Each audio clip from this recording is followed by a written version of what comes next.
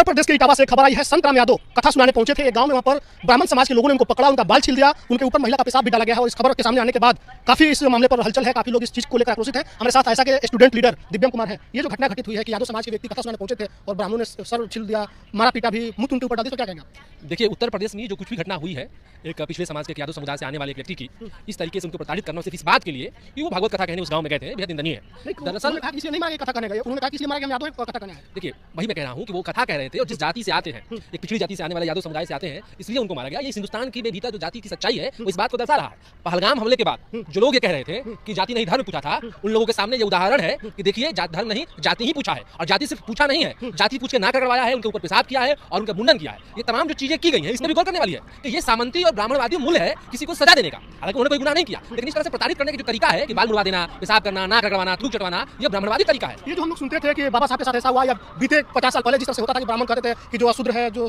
चप्पल नहीं पहनेगा, मेरे गांव से ऐसे नहीं जाएगा, उसने जाएगा, जो हम सुनते थे तो देखने को मिल रहा है। बाबा साहब ने संविधान लागू करते हुए एक बात और कहा था। बाबा साहब ने कहा था कि संविधान तो हम दे रहे हैं, लेकिन अगर हिंदुस्तान में इसको ढंग से लागू नहीं किया गया तो संविधान का कोई फायदा नहीं होगा। भारतीय जनता पार्टी जब से आई है, संविधान को लगातार कमजोर कर रही है और इसी की वजह से सामंती ब्राह्मणवादी ताकतों का जो मनोबल बढ़ा हुआ है कि अब जाति वर्ण व्यवस्था की पुनः स्थापना कर रहे हैं। भाजपा का हिंदुत्व, सवर्ण समुदाय का हिंदुत्व, इस देश में जाति व्यवस्था को मजबूत करना है और हिंदू धर्म की अंतर वस्तु ही ब्राह्मणवादी और सांप्रदायिक है, इसमें कोई दोहरा नहीं। अगर वर्ण व्यवस्था को हिंदू धर्म से हटा दिया जाए तो कुछ नहीं बचेगा। एक चीज और बताइए कि क्या सनातन धर्म में विशेष अधिकार प्राप्त है? ब्राह्मणों को सिर्फ कोई भगवान का पूजा अर्चना कर सकते हैं और जाति के लोग नहीं कर सकते?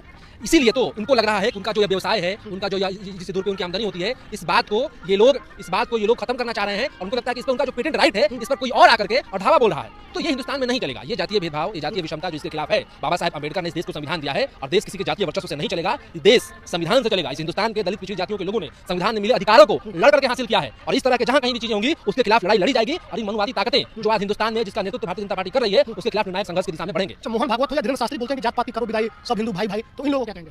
जात पात की करो विदाई, वो हिंदुत्व के बैनर तले हिंदू एकता की बात करते हैं, लेकिन वो जाति व्यवस्था खत्म कर दी जाए इस बात की वो बात नहीं करते हैं। इस देश में एक कथावाचक को उसके पिछड़ी समुदाय से यादव जाति की होने की वजह से उसको मारा गया, लेकिन उसी धीरेन्द्र शास्त्री को देख लीजिए, लंपट मूर्ख आदमी जिसको महिलाओं के बारे में जितना टिप्पणी करता है, जो खाली प्लॉट कहता है, अभद्र टिप्पणी करता है, जातियों की जातिगत टिप्पणियां करता है, वो उसको लेकर के उसके लिए सम्मान है इन्हीं ब्राह्मण समुदाय और इन्हीं भाजपा के लोगों में। इसके अलावा राम रहीम के प्रति इनके पास सम्मान है, इनके पास आसाराम बापू के लिए सम्मान है, लेकिन इनके पास किसी पिछड़ी जाति के व्यक्ति कोई धार्मिक काम कर रहा है तो उनके इसके लिए इनके पास इनके भीतर सम्मान नहीं है। तो ये इनकी असलियत है और इनके चरित्र को उजागर करता है। चलिए, तो हमारे साथ दिव्यम थे। इन्होंने साफ तौर पर कहा कि जाति के नाम पर जिस तरीके से संत राम यादव को पीटा गया, कथा सुनाने पहुंचे थे, ये काफी निंदनीय है। हिंदुस्तान में ये बर्दाश्त नहीं किया जाएगा। इस पर आपकी क्या प्रतिक्रिया है? कमेंट करके जरूर बताएं।